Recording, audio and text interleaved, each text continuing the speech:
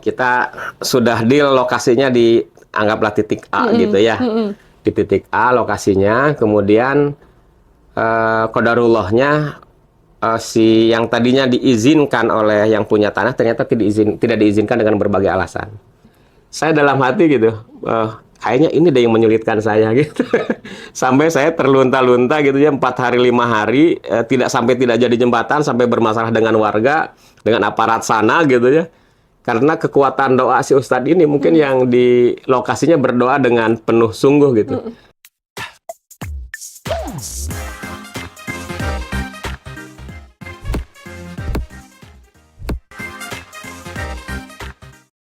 Halo, Assalamualaikum. Kembali lagi sama aku, Ciki Fauzi, yang lagi ngebajak podcast Pejuang. Di sini kita ngobrol-ngobrol dengan teman-teman pejuang, dari pejuang kemanusiaan, pejuang pencari nafkah, pejuang demokrasi, dan pejuang macam-macam. Dan kali ini kita sudah kedatangan seorang narasumber. Mungkin bisa aku bilang, Akang ini pejuang kemanusiaan ya, Kang ya? Bisa jadi. Bisa jadi ya. Mungkin nanti bisa kita kuliti lebih lanjut di podcast ini. Boleh izin, Kang, perkenalkan diri, Akang? Siap. Baik, nuhun. Terima kasih. Ini saya dari Sunda, jadi nanti agak campuran Sunda lah ya. Nggak apa-apa, Sunda Empire. Atur. Alhamdulillah, bismillahirrahmanirrahim. Assalamualaikum warahmatullahi wabarakatuh. Saya Komaludin dari Bandung, dari Sasaka Indonesia. Alhamdulillah sekarang diamanahi sebagai yang dituakan gitu, karena di antara teman-teman saya yang paling sepuh usianya, ya beda beberapa bulan lah ya. Wow. Jadi sebutannya yang dituakan saja lah ya di Sasaka, yang dimana Sasaka itu salah satu bagian entitas dari Sinergi Foundation. Jadi Sinergi Foundation itu lembaga amil zakat yang sekarang masih tingkat provinsi. Kemudian punya beberapa entitas, ada yang bagian kesehatan, pendidikan, kemanusiaan. Nah, kita di kemanusiaannya. Nah, Sasaka ini bergerak dalam bidang aksesibilitas, Mbak. Seperti itu. Apa aksesibilitas? Ya, untuk menjembatani orang-orang, menjembatani pendidikan, menjembatani ekonomi, kasih sayang, gitu ya, dan lain-lain. Karena ternyata banyak sekali temuan-temuan kita di lapangan terkait dengan aksesibilitas gitu. Aku tuh ya, Kang ya, kalau dengar tentang Sasaka Foundation, yang aku langsung ingat adalah bangun jembatan. Jembatan berjembatan kayak Indiana Jones, jembatan yang emang mungkin dibutuhin masyarakat, tapi nggak kebangun kali ya sama pemerintah, atau aku nggak ngerti lah gimana sistem birokrasinya. Cuman kalau aku dengar tentang Sasaka Foundation, top of mind aku adalah membangun jembatan. Kenapa jembatan, Kang? Baik, pertama apa ya namanya, branding kita Sasaka Indonesia, Mbak. Karena Amin ya menjadi salah satu lembaga yang menjadi leader di bidang pembangunan jembatan berbasis pemberdayaan masyarakat. Jembatan berbasis pemberdayaan masyarakat. Berarti melibatkan masyarakat dalam harus, proses. Karena bagaimanapun masyarakatnya akan menerima, masyarakatnya akan mempergunakan. Jadi keterlibatan masyarakat itu keniscayaan, keharusan. Dari mulai perencanaan, terus pelaksanaan, sampai nanti paskanya mereka yang harus mengurus. Kalau mereka dilibatkan di awal, biasanya ada sense of belonging, merasa memiliki, dan mereka akan mengurusnya gitu. Kenapa pemberdayaan? Karena masyarakat kita butuh stimulus lagi untuk mengerjakan harta karun yang paling berharga. Apa itu? Gotong royong. Aku kira keluarga, bukan ya? Yang paling berharga. Cemara itu ya. Jadi gotong royong ini, maaf ya, Pak, itu.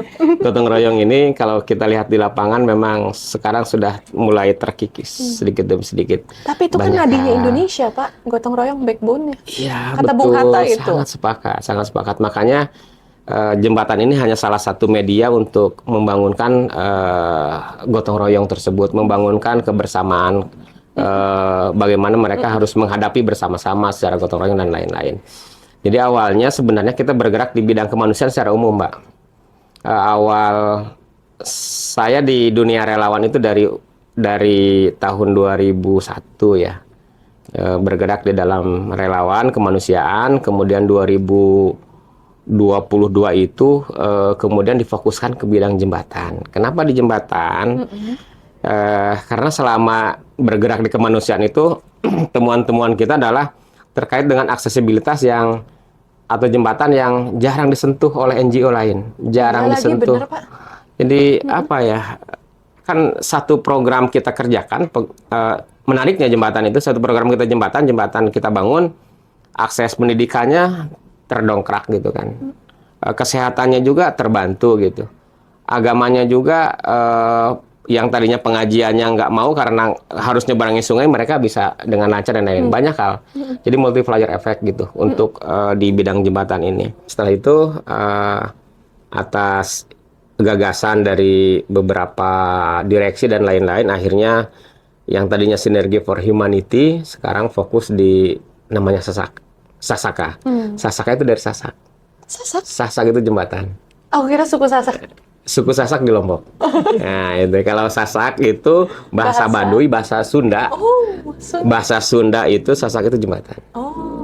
Sasaka. Iya, divariasikan sedikit lah adaannya gitu, Sasaka. Aku tuh suka lihat ya beberapa kali di sosial media ada orang, guru, murid-murid nyebrang jembatan tuh sampai kayak mencelupkan dirinya, itu nggak kebangun atau missed ya sama pemerintah karena terlalu kecil atau gimana ya?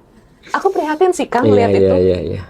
Banyak Mbak yang apa namanya, potret-potret seperti itu menghiasi di lini masa kita di media sosial itu banyak. Dari Sabang sampai Merauke ya, tidak hanya di Jawa. Itu dibutuhkan sekali ya, tapi missed gitu. Ya, wallahu alam ya, kalau mengingat bagaimana sih nih kehadiran pemerintah bisa menjadi solusi atau tidak, saya sih nggak berpikir untuk seperti itu ya. Tapi bagaimana saat ini kita harus menjadi bagian dari solusi itu, intinya kayak gitu. Menjadi bagian dari solusi ya. Betul, cuman memang tantangannya adalah paradigma banyak orang sekarang bahwa jembatan itu adalah tanggung jawab pemerintah gitu. Padahal masalah nyawa itu tanggung jawab bersama gitu. Masalah nyawa itu. Orang yang tadi nyebrang ke sungai dengan apa? Harus menyuburkan diri dan lain-lain kan taruhannya nyawa, bukan hanya pakaian basah kan. Video itu. Iya. Sampai tas-tasnya tuh diangkat biar nggak basah sampai sekolah. Masya Allah perjuangan orang-orangnya. Begitulah jembatan sangat diperlukan ya di tempat-tempat yang emang harusnya terhubung dengan jembatan-jembatan itu. Betul, karena itu tadi mungkin fokus pemerintah berbeda ya. Mungkin jembatan permanen juga kan bahkan banyak yang kurang ya. Maksudnya banyak kurang yang terfasilitasi. Akhirnya ya udahlah, jangan pikirkan ini bagian siapa dan lain-lain. Yang penting koordinasi multi pihak terjalin gitu ya, dengan pemerintahan desa, dengan pemerintahan kabupaten kota, kita ngobrol, koordinasi, kita akan membangun jembatan bersama-sama dengan warga. Selagi diizinkan ya oke gitu. Dan total udah bangun berapa jembatan, Kang? Masih sedikit. Kita cita-cita dari 20.000 jembatan. Amin, tapi terus bergerak ya. Ya, sekarang masih 29. Jadi ada cita-cita besar kami, mimpi gitu ya, itu 1 juta meter, Mbak. 1 juta meter itu ngebentang berarti dari Panarukan sampai ke Anyer gitu ya. Kayak Dendeles gitu, jalan Dendeles. 1000 kilo lah ya. Karena mimpi nggak sih gitu mulu, nggak sih? Karena ternyata dari data statistik yang ada itu ada 66.636 desa yang punya sungai. Ada berapa?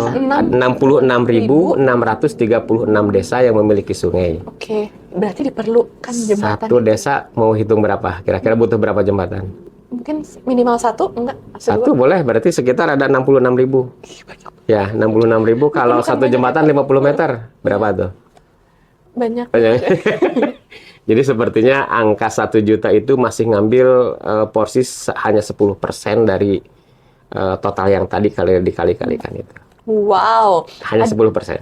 Masya Allah. Ada pengalaman menarik nggak sih, Kang, ketika melakukan pembangunan jembatan itu? Karena kan tadi kan cerita di awal bagaimana terus melibatkan masyarakat sekitar dalam proses pembangunannya. Ya, betul. Kalau serunya dengan masyarakat itu, pertama kita banyak pembelajaran ya dari setiap lokasi yang kita singgahi dan kita bangun jembatan itu. Pasti beda kasus, beda keseruan gitu ya, beda karakter dan lain-lain, itu yang kemudian menambah semangat bagi kita untuk kayaknya benar-benar kita harus fokus ke jembatan deh. Kayaknya benar-benar ini jembatan pemberdayaan ini harus dimasifkan deh gitu kan, diseriuskan dan lain-lain. Misalkan ketika di daerah Garut Selatan, itu di daerah Cibalong, Kecamatan Cibalong itu ada ibu-ibu sangat sepuh gitu ya. usianya itu sekitar 80 lebihan lah. Dia jalannya juga sudah pakai tongkat gitu ya. Setiap hari ketika kita pembangunan jembatan itu, dia setiap hari ke pinggir sungai melihat anak-anak sekolah yang nyebrang. Gitu. Itu konsisten selama 28 hari kita membangun di sana. Dan saya tanya Umi, sebut Umi lah ya, Umi Hapsah kalau nggak salah. Umi, kenapa setiap hari ada di pinggir sungai gitu? Wah, saya khawatir kepada anak-anak. Umi kan nggak bisa ngapa-ngapain kalau mereka jatuh gitu. Itu sedih banget. Gitu. Tapi minimal katanya saya bisa berteriak lah atau apa minta tolong gitu. Sehingga kehadiran Umi di sana itu menjadi penyemangat tersendiri gitu, bahwa jangankan kita yang masih mampu berjalan jauh, yang tenaganya masih kuat gitu ya, beliau yang sudah renta sekalipun sangat peduli terhadap generasi penerusnya, karena tidak ada jembatan, yang anak-anak kan nyebrang rakit ya, nyebrang rakit, ada yang jatuh, ada yang apa, beliau hanya berteriak tolong gitu. Terus ada ke atasnya lagi itu ada satu sungai yang belum dibentuk jembatan, belum ada jembatan sama sekali. Itu ada siswa berapa 6 orang di seberang sana itu. Jadi kalau sekolah ya tentu dibuka dulu alas kakinya, dia nyebrang. Kemudian datang ke sekolah jam 8, mendung lah cuacanya. Terus disuruh pulang lah sama ibu gurunya. Suruh pulang karena kalau ada hujan, aliran sungai itu besar dan lama gitu. Akhirnya nggak sekolah gitu. Sudah semangat kan mereka sekolah. Kemudian kalau ujian itu Senin misalkan. Minggu itu mereka harus sudah nyebrang dan bawa kasur. Ya Allah. Bawa kasur, bawa bantal buat menginap di seberang. Karena untuk ujian dia nggak boleh telat dan dia sekolah filial gitu, harus apa namanya? Harus ke sekolah induk gitu. Ada ke sekolah induk. Jadi nggak ada motivasi sama sekali mereka untuk melanjutkan ke jenjang berikutnya gitu. Nah, ketika sudah jadi jembatan, kita tidak tanya, tidak apa gitu, secara secara spontan ada anak ini laporan kita, Kang, insya Allah saya akan lanjutkan ke SMP gitu. Jadi dunia pendidikan dengan aksesibilitas ini jadi penyemangat juga gitu. Ini generasi penerus loh gitu. Dari anak yang tadinya malas-malasan sekolah, akhirnya menjadi semangat untuk melanjutkan bahkan gitu. Insya Allah. Itu secara ininya lah, secara apa namanya, sosialnya. Nah, pengalaman satu lagi waktu di Sulawesi, Mbak. Kayak gimana tuh, Kang? Nah itu kita sudah deal lokasinya di anggaplah titik A gitu ya. Di titik A lokasinya, kemudian qadarullahnya si yang tadinya diizinkan oleh yang punya tanah ternyata tidak diizinkan dengan berbagai alasan. Kita tunggu sampai 3 hari tidak ada titik temu, akhirnya kita pindah ke itu. 3 hari itu kan waktu yang lama bagi kita yang dari Jawa, udah perjalanan jauh gitu ya. 3 hari di sana tidak diapa-apain gitu. Ini gimana Pak keputusannya? Besok nanti kita rembukin lagi dan lain-lain. Ini sangat menyulitkan sekali gitu, tanda kutip. Lalu cari lagi ke atas. Di atas itu ternyata ada jembatan yang putus juga karena terdampak banjir bandang. Akhirnya kemudian dikumpulkan warganya dan alhamdulillah kompak dan sebagainya. Nah, pas kumpulan warga ada seorang ustadz yang berkata bahwa Masya Allah, alhamdulillah Allah kabulkan gitu. Ketika banjir bandang seminggu yang lalu, saya itu udah berdoa, ya Allah, ini jembatan insya Allah akan dibangun di sini katanya. Nggak tahu oleh siapa, nggak tahu kapan gitu. Saya dalam hati gitu, kayaknya ini deh yang menyulitkan saya gitu. Sampai saya terlunta-lunta gitu ya, 4 hari 5 hari tidak jadi jembatan, sampai bermasalah dengan warga, dengan aparat sana gitu ya. Karena kekuatan doa si Ustadz ini mungkin yang di lokasinya berdoa dengan penuh sungguh gitu. Akhirnya mungkin gitu. Apakah kemudian hari kita konsisten memenuhi atau menjadi menjadi wasilah terciptanya doa-doa mereka gitu. Insyaallah. Mungkin sekarang banyak yang berdoa, ya Allah, jembatan yang sekarang rusak ini mohon dibangunkan oleh siapapun gitu kan. Ya Allah, diperlukannya ya Kang. Ya, itu kan kekuatan doa ya. Wow, Masya Allah. Kalau mimpi terbesar Sasaka tuh apa, Kang? Secara angka itu 1 juta meter itu, secara angka. Secara skalibilitas mudah-mudahan ini menjadi bisa sampai misalkan ke internasional gitu. Terkait dengan aksi, tapi ya jangan ke internasional dulu, di kita dulu aja gitu. Tapi banyak banget di dalam negeri yang masih harus diberesin ya Kang. Betul. kita juga merasa malu ke saudara kita Tony Rutiman namanya dari Swiss itu yang sudah membangun ratusan jembatan di Indonesia. Oh iya? Orang luar negeri ya, orang luar negeri yang fokus ke jembatan, di kitanya nggak ada gitu. Ya udah, kita bersama-sama lah sama Tony Rutiman dari negara Swiss. Aduh, seru banget ya Kang.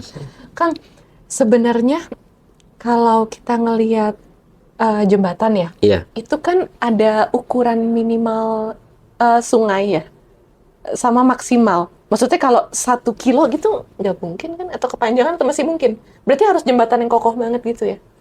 Iya, kayaknya sangat memungkinkan kalau sumber dayanya ada ya. Tapi sejauh ini yang bentangan paling panjang kita itu baru di 120 meter. Biasanya yang kita bangun itu jembatan gantung kebanyakan ya. Jembatan gantung ada yang dari kayu, ada yang dari bordes. Itu ya dari bordes itu dari besi lah ya. Lebih awet, biasanya usianya lebih panjang. Dan minimal bisa masuk motor. Karena kita NGO, biasanya donaturnya juga akan bertanya, ini penerima manfaatnya berapa orang? Produktif atau tidak Berarti gitu. yang dihitung masyarakat desanya atau? Biasanya kita masukkan datanya itu penerima manfaat langsung. Misalkan dia satu kampung satu dengan satu kampung yang lain atau desa satu, pokoknya yang langsung dia. Yang tidak langsungnya tentunya banyak. Tetangga desa ikut lewat juga sebenarnya. Cuman yang kita input data biasanya dari penerima langsung, penerima manfaat langsung. Wow, Masya Allah, seru banget Kang kisah-kisah membangun jembatannya. Wah, kira-kira Kang, sebelum kita mengakhiri podcast kali ini ada pesan-pesan penutup? Iya, pesan-pesan penutup ya. Alhamdulillah, teman-teman, ini bagi saya kalau jembatan pemberdayaan ini adalah kayak sedang melawan arus gitu. Jadi yang tadinya proyek itu jembatan itu atau infrastruktur itu berbasis proyek yang selalu harus ada uang gitu ya. Dan masyarakat hanya menonton mungkin gitu ya ketika pembangunannya, ketika paskanya kurang begitu dirawat. Kalau sekarang mari kita bergerak bersama bahwa ini bukan hanya masalah jembatan tetapi masalah nyawa gitu. Masalah kita membantu sesama, apakah ini betul-betul tanggung jawab pemerintah atau tidak. Mudah-mudahan tidak berpikir itu lagi gitu, bahwa ini adalah tanggung jawab kita bersama untuk membuat akses yang lebih aman, yang lebih nyaman untuk saudara kita, terutama di pelosok yang jarang terperhatikan. Gitu. Wow, makasih banyak Kang Komal untuk waktunya hadir di podcast Pejuang kali ini.